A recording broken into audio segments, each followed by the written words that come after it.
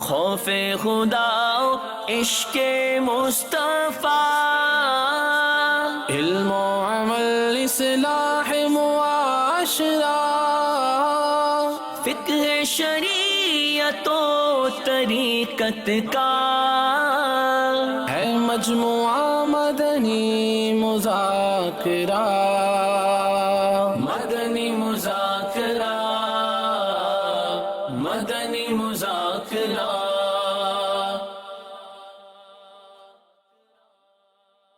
الحمدللہ رب العالمین والصلاة والسلام علی خاتم النبیین۔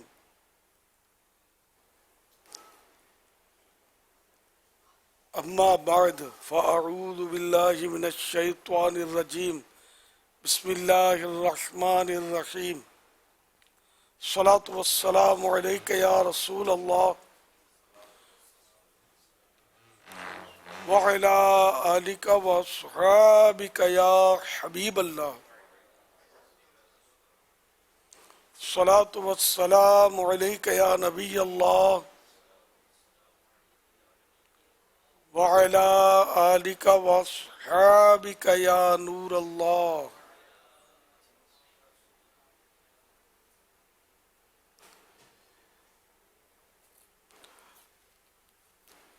مکتبۃ المدینہ کے رسالے ضیاء درود السلام پیج نمبر 9، فرمان مصطفیٰ صلی اللہ تعالی علیہ وآلہ وسلم نمبر 29۔ مجھ پر درود شریف پڑھو، اللہ پاک تم پر رحمت بھیجے گا۔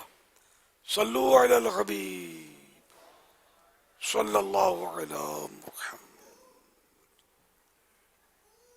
1442 ہجری کے ماہ رمضان الکریم کا آج 29واں روزہ ہے۔ عصر کی نماز پڑھ کر مدنی مذاکرے کا سلسلہ ہے۔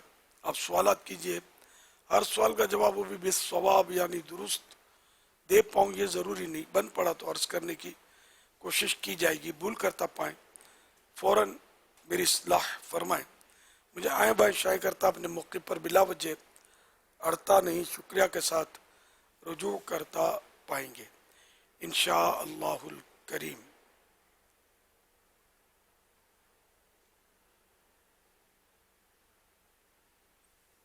میرا آپ سے سوال یہ ہے، اگر نماز کے دوران عورت کا سر سے دوپٹہ اتر جائے تو یہ نماز قبول ہوگی یا نہیں ہوگی، یا نماز دوبارہ پڑھنی پڑے گی؟ سارے بال کھل گئے تو ستر تو کھل گیا اس کا، ایک رکن کی قدر اگر یہ ستر کھلا رہ گیا فوراً اگر اس نے سر چھپایا نہیں تب تو نماز نہیں ہوگی۔ بہار شریعت پیج نمبر 481 تا 482، مسئلہ نمبر 26۔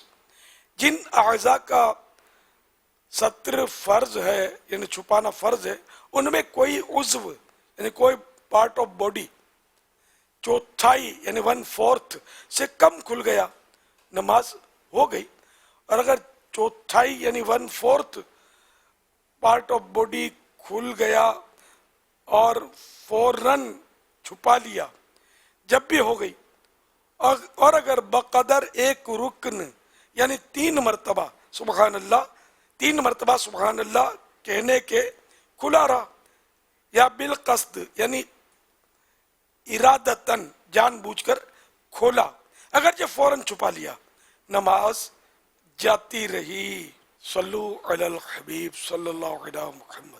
میرا سوال یہ ہے کہ بعض لوگ طبیعتاً چاپلوس ہوتے ہیں، ان کے بارے میں آپ کیا فرماتے ہیں؟ جس میں ایسی عادت ہو وہ اس عادت کو کس طرح ختم کرے؟ جھوٹی خوشامد تو ناجائز ہے، گناہ ہے۔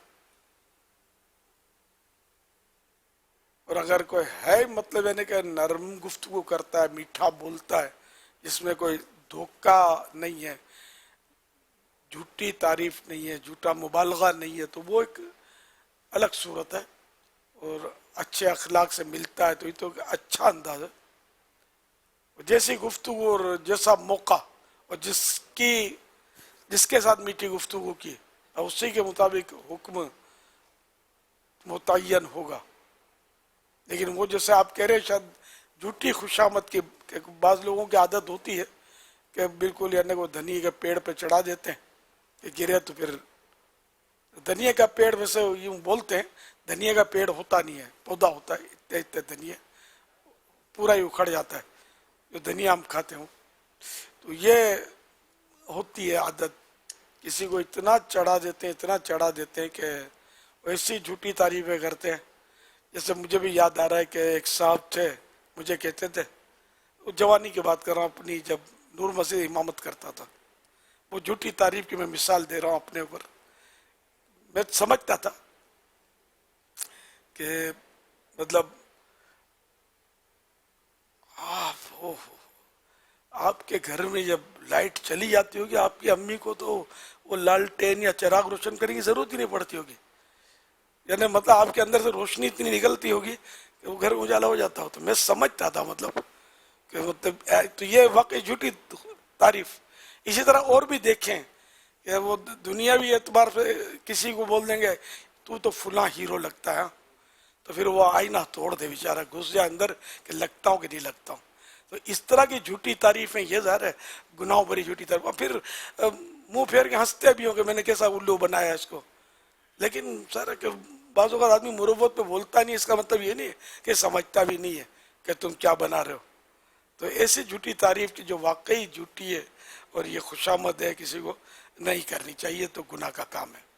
حضرت سیدنا عبداللہ بن مسعود رضی اللہ تعالیٰ عنہ سے روایت ہے، ارشاد فرمایا جس نے کسی غنی یعنی مالدار کے لیے عاجزی اختیار کی اور اپنے آپ کو اس کی تعظیم اور مال و دولت کی لالچ کے لیے بچھا دیا، تو ایسے شخص کی 2/3 غیرت اور اس کے دین کا آدھا حصہ جاتا رہا. یہ بھی ایک واقعی مرض ایسا ہے کہ وہ نہیں ہونا چاہیے. یہ اس کو باطنی بیماریوں کی معلومات میں شامل کیا 26 نمبر پر، تملق یعنی چاپلوسی. اس کی تعریفیں لکھی، اپنے سے بلند رتبہ شخصیت یا صاحب منصب کے سامنے محض مفاد حاصل کرنے کے لیے عاجزی و انکساری کرنا یا اپنے آپ کو نیچا دکھانا تملق یعنی چاپلوسی کہلاتا ہے.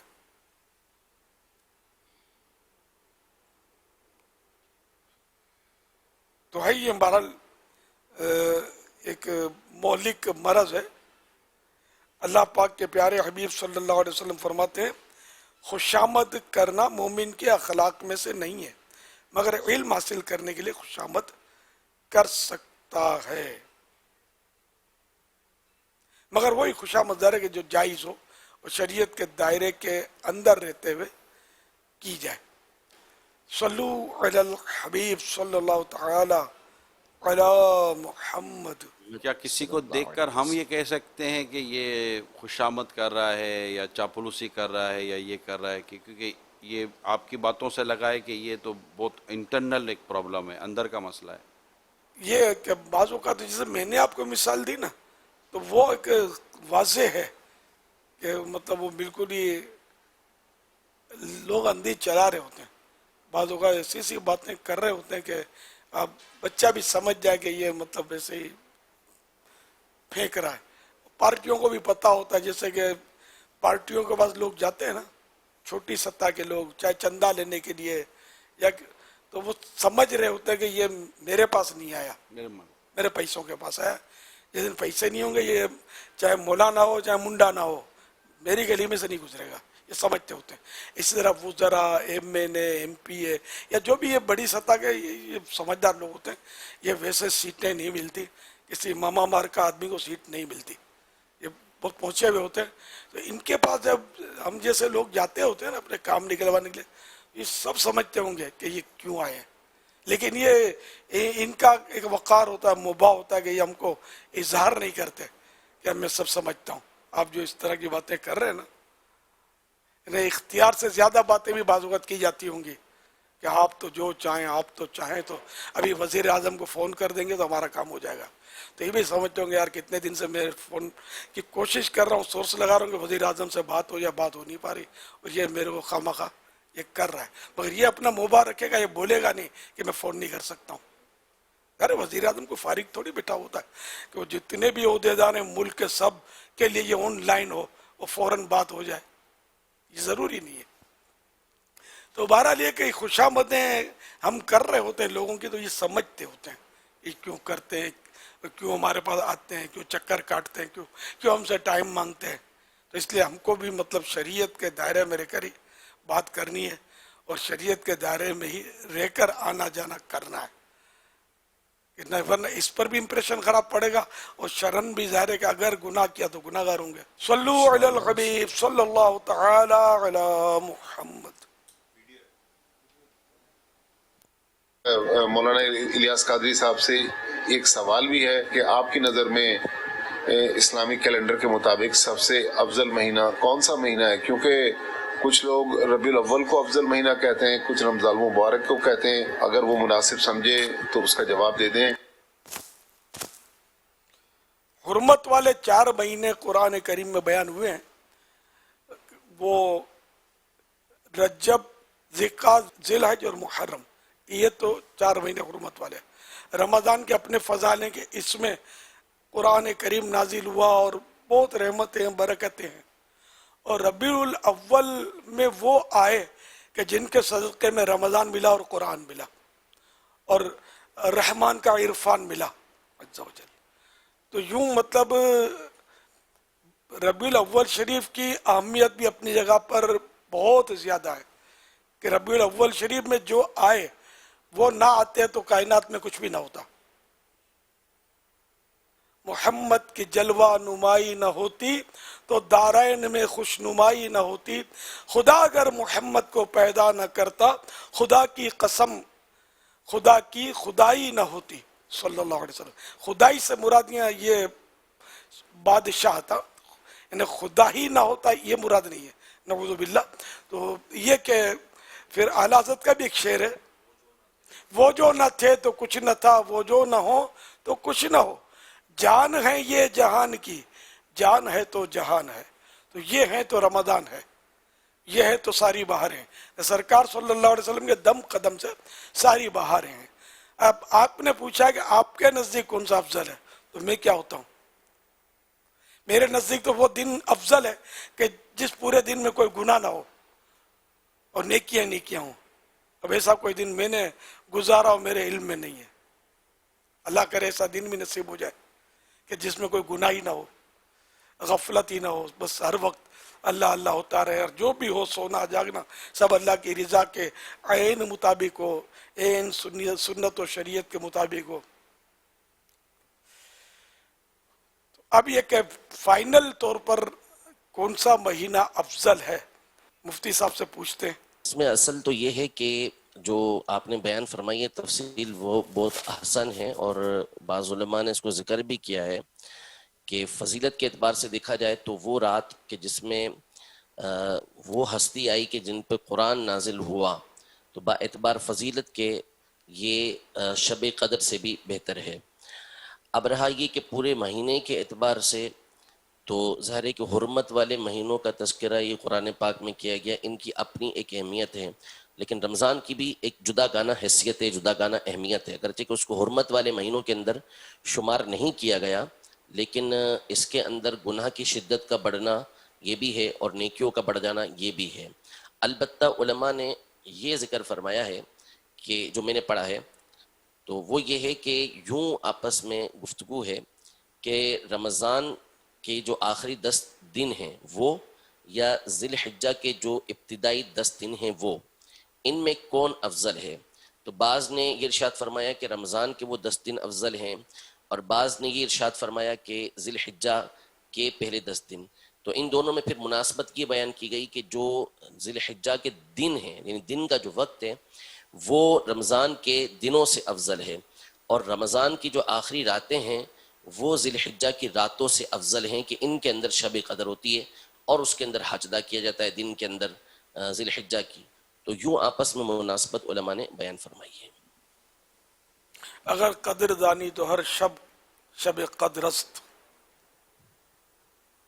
اور وہ اپنے مزدلفہ کی رات حاجی کے لیے بھی بتائی جاتا ہے کہ شب قدر سے افضل ہے. واللہ تعالی زمانے اعلم کے ارشاد فرمائیں. ورسولہ اعلم عز وجل وصلی اللہ تعالی علیہ وآلہ وسلم. صلو علی الحبیب صلی اللہ علیہ وسلم. میرا امیر اہل سنت سے سوال ہے، کوئی کفریہ بات کرے تو اس پہ ہنسنا بھی کفر ہے؟ تائید میں ہنسے تو کفر ہے، اس کو درست سمجھتے میں سے. اب کسی کی بے اختیار ہنسی چھٹی، اب وہ کیا کرے، اور اس کو کفر ہی سمجھ رہا ہے، اس سے راضی نہیں ہے یہ، تو اس پر تو ایک کفریہ کلمات کے بارے میں سوال جواب کے اندر آپ نے یہی ارشاد فرمایا ہے کہ ایک ہوتا ہے کہ کوئی ایسی بات ہوئی کہ بے اختیار ہنسی چھوٹ گئی تو اس کے اوپر کفر کا حکم نہیں ہوگا، سمجھ کے راضی ہو کے اس پر وہ ہنسا ہے تو پھر یہ کفر ہوگا. اور ہنسا نہیں بھی، اور یہ متفق ہے جو اگلے نے کہا کفر، راضی ہے اس پر، راضی اور متفق ہے، تو پھر بھی کفر تو ہو جائے گا کہ کفر کو یہ مطلب تسلیم کر رہا ہے، ہنس کر مزید یعنی کہ اس پر مہر لگا رہا ہے، جیسے معاذ اللہ کفر میں مزید ڈھیٹ اور شدت اختیار کر رہا ہے، ڈٹائی. اللہ کریم ہمارا ایمان سلامت رکھے، کفر سے بچائے. صلو علی الحبیب صلی اللہ علی محمد. مرحبا یا مصطفیٰ، مرحبا یا مصطفیٰ، مرحبا یا مصطفیٰ، مرحبا یا مصطفیٰ. پہلا کلمہ طیب طیب میں نے پاک لا الہ الا اللہ محمد رسول اللہ. رمضان میں ہم نے جتنی بھی نیکیاں کی ہیں اس کا ثواب آپ کو پیش کرتے ہیں، قبول فرمائے. بابا کام مدینہ جانا ہے. یا اللہ یہ مشک کے ساتھ مدینہ مکے بلا دے.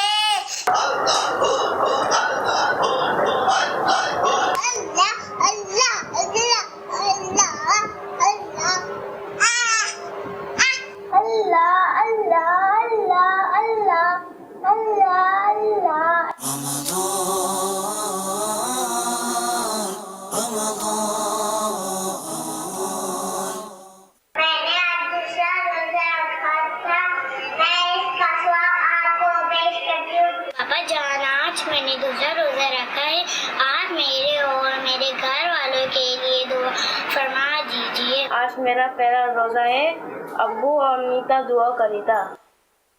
ماشاءاللہ، پہلے روزے والوں کو پہلا روزہ مبارک، ان کے امی ابو کو بھی مبارک. اور ماشاءاللہ پیارے پیارے بچوں نے اپنی پیاری پیاری اداؤں سے ہمارا دل لبھایا ماشاءاللہ. ایک ان میں میرے بڑے بھائی مرحوم عبد الغنی کے بیٹے کے پوتے بھی، بیٹے کے نواسے بھی تھے. الحمدللہ اللہ سب کو عالم بعمل، مفتی اسلام اور دعوت اسلامی کے مبلغ بنائے. مرحبا. صلو علی الحبیب صلی اللہ علیہ محمد. پیر صاحب کی بارگاہ میں گزارش کرنی تھی کہ غم رمضان میں اچھی اچھی نیتیں کون سی ہونی چاہیے، ارشاد فرما دیں. یا سیدی، میرا آپ کی بارگاہ میں یہ سوال عرض ہے کہ غم رمضان کیسے حاصل ہو؟ غم رمضان اصطلاحی نہیں ہے، یہ لفظ غم رمضان جیسا ہم غم مدینہ بولتے ہیں، یہ بھی ہماری اصطلاح ہے. نے عشق اور محبت کی شدت، بہت زیادہ محبت ہو، کہ جب محبت کی شدت بڑھتی ہے تو وہ غم کی کیفیت طاری ہوتی ہے.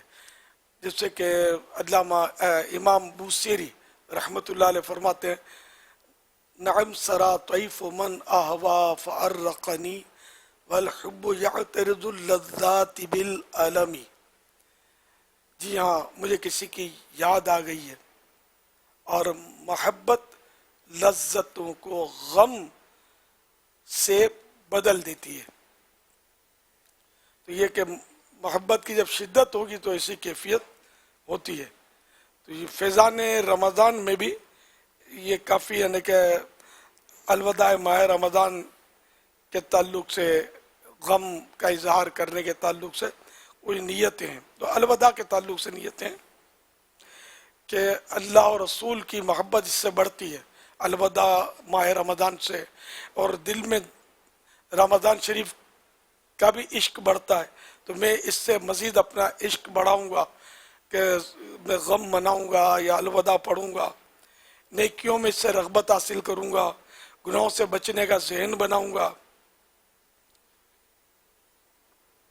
रमज़ान मुबारक की आखिरी घड़ी तक बारगाह इलाही में अपनी मग़फ़िरत के लिए वक्तन फ़वक्तन गिरिया उज़ारी की कोशिश करता रहूँगा। कि एक फरमान आखिरी नबी सल्लल्लाहु अलैहि वसल्लम ये भी है, महरूम है वो शख्स जिसने रमज़ान को पाया और उसकी मग़फ़िरत ना हुई, कि जब इसकी रमज़ान में मग़फ़िरत ना हुई तो फिर कब होगी।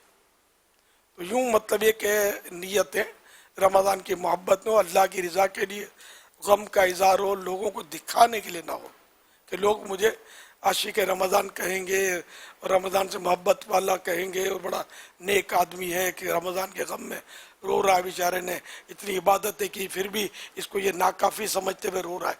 इस तरह का नऊज़ुबिल्लाह रोने वाले का जहन है तो ये रियाकारी है, और रियाकारी नहीं होनी चाहिए कि लोगों के दिलों में अपनी मोहब्बत पैदा करने के लिए नहीं बल्कि अल्लाह को राज़ी करने के लिए करे। तो अब गम रमज़ान कैसे पैदा हो, तो वो यही है कि रमज़ान शरीफ की मोहब्बत दिल में बढ़ाए, और इस मोहब्बत इस तरह बढ़ेगी कि इसके फ़ज़ाइल दिल में बिठाए, इस पर गौर करें कि रमज़ान शरीफ जब आया तो एक इबादत का ज़ौक़ बढ़ गया। ये तो है, ज़ौक़ तो बढ़ता है। सारे साल में हम रोज़ा रखें या ना रखें, कभी नफल, रमज़ान में पूरे रोज़े रखने की अब भी एक तादाद है अल्हम्दुलिल्लाह, यानी कि यूँ कह सकते हैं करोड़ों मुसलमान अब भी दुनिया में रोज़ा रखते होंगे। ठीक है, एक तादाद है जो रोज़ा नहीं रखती, लेकिन फिर भी रखने वालों की भी एक तादाद है अल्हम्दुलिल्लाह। और ये रोज़ा रखने वाले आपको दुनिया भर में मिलेंगे। पाकिस्तान में भी अल्हम्दुलिल्लाह रोज़ों का जहाँ माहौल है वहाँ अच्छा खासा माहौल है। हिंद में भी मैंने मुसलमानों के इलाकों में माहौल देखा है रोज़ों का। अरब दुनिया में माशाअल्लाह बकसरत लोग रोज़ा रखते हैं अल्लाह की रहमत से। तो मक्के मदीने में या अरब अमारात में रोज़े ही रोज़े देखे हैं मैंने अल्लाह की रहमत से। और रमज़ानुल करीम आता है तो नक्शा बदल जाता है, हमारे यहाँ भी नक्शा बदल जाता है, मस्जिदें आबाद हो जाती हैं और बहुत कुछ। तो अब ये कि मस्जिदें वीरान हो जाएंगी, खाली हो जाएंगी, तो जिसको नमाज़ों से मोहब्बत है, अल्लाह की याद से मोहब्बत है, जो पसंद करता है कि लोग अल्लाह अल्लाह करें, दुरूद व सलाम पढ़ें, तिलावत कुरान करें, तो जब वो ये देखेगा कि वो लाइन सर लोग कुरान करीम पढ़ते थे, अब तो एक भी नहीं बैठा हुआ मस्जिद में, ये कहाँ गए? भाग भाग के नमाजों के लिए लोग आ रहे होते, मस्जिद में भीड़ हो जाती थी, ये कहाँ गए? ये इस तरह की गम की कैफियत तो पैदा होगी। फिर साल भर में तहज्जुद ना पड़ी हो तब भी रमज़ान शरीफ में सहरी के लिए उठेंगे मिड नाइट, आधी रात, और फिर ये कि तहज्जुद पढ़ेंगे। तो ये सारे साल में रमज़ान में ही कई ऐसे होंगे जो तहज्जुद पढ़ते होंगे। ये नेमत फिर गई। फिर सहरी की एक अपनी रौनक, वरना वो रात भर पड़े रहते थे नींद में, इसमें रात में उठते हैं और घरों में बत्तियां जल रही हैं, आवाज़ें आ रही हैं, और मस्जिदों में जहाँ सुन्नियों के इलाके हैं, आशिकान रसूल के इलाके हैं, गौस पाक के चाहने वालों के इलाके हैं, वहाँ मस्जिदों में नातें पड़ी जा रही होती हैं, और एक समा होता है रात के बीच में। ये सिर्फ रमज़ान में होता है, आम दिनों में नहीं होता। तो ये इस तरह फिर रमज़ान का एक अमल जो है नेकी, इसका सवाब बढ़ जाता है, फ़र्ज का 70 गुना हो जाता है नफल का फ़र्ज के बराबर, और दीगर नेकियों का भी इस तरह सवाब बढ़ जाता है। फिर रमज़ान शरीफ में जो फोत हो तो उसको जन्नत का दाखिले की बिशारत है, वो जन्नत में दाखिल होगा। और जो रोज़े की हालत में फोत हो मुसलमान तो वो क़यामत तक के लिए रोज़ों का उसके लिए सवाब।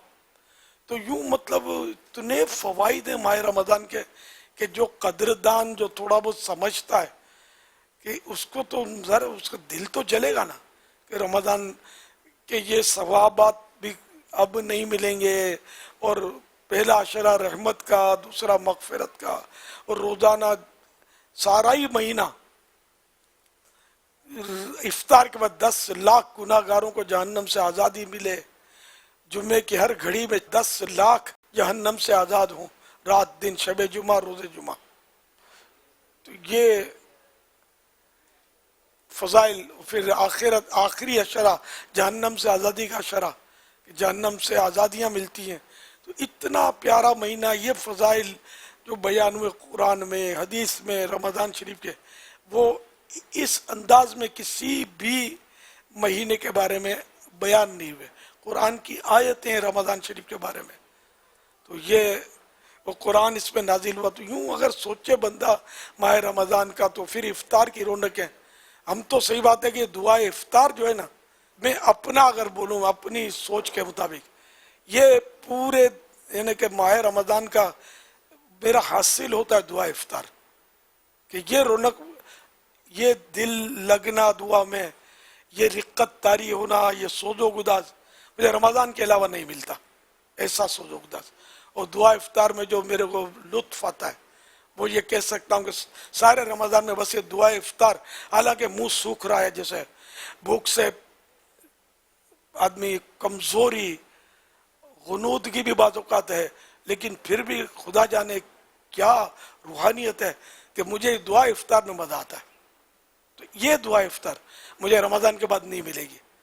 अब जैसे आज दुआ इफ्तार है, चांद की खबर नहीं आती, साबित नहीं होता चांद देखना, तो फिर कल है, ठीक है ना, इसके बाद परसों तो यकीनन वो माहौल ही नहीं है।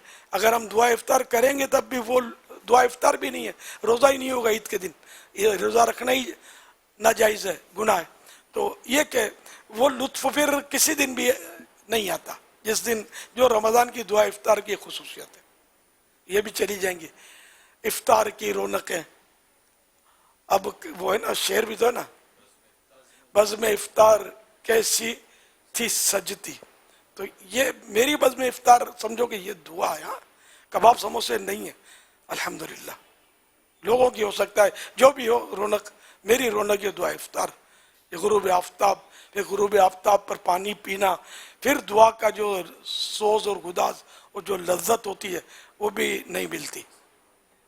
तो इस तरह मतलब अल्हम्दुलिल्लाह ये है मतलब रौनकें। तो इनको याद कर कर के आदमी अपने दिल के अंदर गम पैदा कर सकता है। फिर अपनी जहाँ जहाँ अपनी किताब है, डायरी है, रमज़ान का कोई भी याद है रमज़ान का जुमला लिख ले, शेर लिख ले। आजकल जैसे है तो अलविदा का शेर लिख ले, मिसरा लिख ले, उसको देख देख कर भी रमज़ान की याद ताज़ा होती रहती है। कोई ऐसा काम किया हो तो वो रमज़ान की याद होती है। माज़अल्लाह दाढ़ी नहीं रखी तो रमज़ान में रख ले, अब जैसे आज रख ले हमेशा के लिए। ये हमेशा आपको याद रहेगा कि मैंने 29 रमज़ान को दाढ़ी बढ़ाने की, आका की सुन्नत सजाने की नीयत की थी। और ये शैतानी ख्याल छोड़ दें कि हज पे जाऊँगा तो रखूँगा। हज देखा किसने यार, कल जिंदा होंगे नहीं होंगे इसकी गारंटी क्या है? कि हम करेंगे ही करेंगे हज, कोई ज़रूरी तो नहीं है ना कि आइंदा साल करेंगे या कब करेंगे। और इतने दिन तक क्या हम अल्लाह रसूल की नाफरमानी करते रहेंगे? दाढ़ी मुंडाना, जी हाँ, दाढ़ी मुंडाना या एक मुट्ठी से घटाना अल्लाह रसूल की नाफरमानी है, गुनाह है, जहन्नम में ले जाने वाला काम है। अब तौबा नहीं करेंगे तो कब करेंगे? तो ये याद कर लें, नमाजी नहीं थे, खाली रमज़ानी थे, रमज़ान में नमाज पढ़ते थे। तो आज ही पक्की नियत कर लें कि अब कभी नमाज नहीं छोड़ूंगा। मैंने 29 में रोज़े की गुरूब आफ्ताब से थोड़ी देर पहले नमाज की नियत की थी, ये भी एक यादगार हो जाएगा। और पिछली नमाज कज़ा करने की भी नियत करनी पड़ेगी, वो तो करनी है, कज़ा तो फ़र्ज़ है, तौबा भी करनी है, कज़ा क्यों की। तो इस तरह मतलब गुनाह छोड़कर, हर गुनाह से सच्ची तौबा करके अपने आप को नेकी के रास्ते पर डालकर भी इसकी रमज़ान की याद तो हम मना सकते हैं ना कि मैंने रमज़ान में ये सारी नियतें की थी। वाकई रमज़ान बड़ा बरकत वाला महीना है कि मैंने रमज़ान में नियत की, मुझे इस्तिकामत मिल गई, अल्हम्दुलिल्लाह। दाढ़ी है, नमाज़ी है, सब कुछ है, आका की सुन्नत जुल्फ़ें सजा लें, ये भी सुन्नत है। ये अक्सर दाढ़ी वाले भी नहीं रखते, गालिब अक्सरियत नहीं रखती। गुनाह नहीं है ना रखना, लेकिन सुन्नत तो है ना, सुन्नत में अजमत है। ये मुश्किल बहुत है, दाढ़ी रखना आसान है, जुल्फ़े रखना आसान नहीं है। जी हाँ, मुश्किल है। फैशन का जो फैशन की रखते हैं ना बड़े बड़े बाल, उनके लिए पता नहीं आसान होगी, लेकिन सुन्नत के पाबंद जो होते हैं लोग, उनके लिए आसान नहीं है, जुल्फ़े नहीं रखते, बड़े बड़े मजहबी लोग नहीं रखते। हालांकि ये सुन्नत है और ऐसी सुन्नत है, ऐसी सुन्नत है, ऐसी सुन्नत है कि प्यारे आका सल्लल्लाहु अलैहि वसल्लम ने हमेशा जुल्फ़े ही रखी हैं, गेसू। صرف احرام سے باہر ہونے کے لیے جب جسے حج کی سعادت حاصل فرمائی، عمرہ شریف کی سعادت حاصل فرمائی، تو اس وقت احرام سے باہر ہونے کے لیے، احرام کی پابندیاں ختم ہونے کے لیے آپ نے سر اقدس کا حلق کروایا، یعنی بال مبارک اتروائے. اس کے علاوہ ہمیشہ زلفیں رکھی ہیں، ایسی سنت ہے. لیکن نہیں، ہم لوگ نہیں رکھتے، ہماری غالب اکثریت مذہبی لوگوں کی نہیں رکھتی. تو آپ رمضان کی برکت ہے، میں آپ کو مشورہ دیتا ہوں، رکھ لیجئے، آج رکھ لیجئے، یہ بھی یادگار رہے گی آپ کی. آدھے کان تک رکھ لیں، اگر زیادہ نہیں رکھتے پورے کان تک رکھ لیں. حد اس کی جو ہے لمٹ، وہ شولڈر کو ٹچ ہو جائے، کندھوں کو ٹچ ہو جائے، چھو جائے. اس سے نیچے رکھنا حرام ہے کہ پھر یہ عورتوں کی نقل ہو جائے گی، عورتوں جیسا ہو جائے گا. عورتوں کو کاٹ کر اوپر کرنا حرام ہے کہ یہ کندھوں سے اوپر کر لیں کہ یہ مردوں کی نقل ہو جائے گی. عورتیں جو آج کل بال کٹواتی ہیں، یہ توبہ کر لیں، اس سے ان کی بھی یادگار ہو جائے گی کہ میں نے رمضان میں توبہ کی تھی اور مجھے استقامت ملی ہے، اس کے بعد میں نے کبھی بھی کندھوں سے اوپر بال کاٹ کے کیا ہی نہیں ہے. اور توبہ بھی کر لیں اب تک کی. بے پردگی جو کرتی ہیں تو وہ بھی نیت کر لیں کہ آج سے پچھلے گناہوں کی توبہ، اب کبھی میں نے بے پردگی نہیں کرنی، چاہے کچھ بھی ہو جائے. جو شریعت کا حکم ہے اس کے مطابق میں پردہ کروں گی.